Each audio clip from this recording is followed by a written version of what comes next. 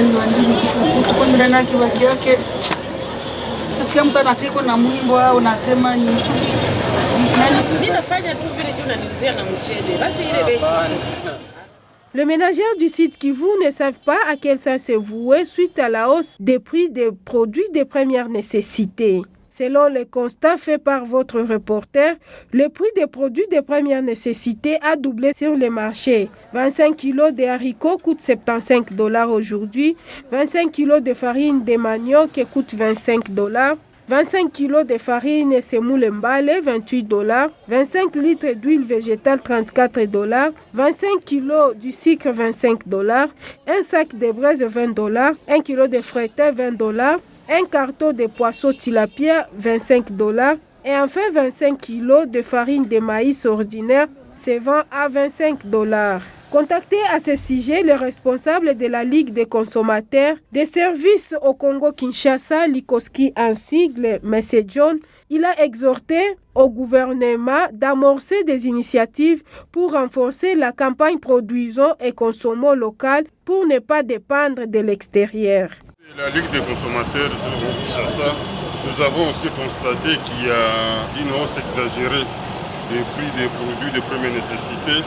Ce qui ne se justifie pas parce que, comme vous le savez, le gouvernement a exonéré du paiement de la taxe s'il a fallu rajouter certains produits de première nécessité. Mais on ne sent pas cet impact dans la fixation des prix. Et c'est là que nous interpellons les ministères de l'économie à travers tous ces services techniques afin qu'ils puissent bien censurer la structure des prix que les commerçants présentent.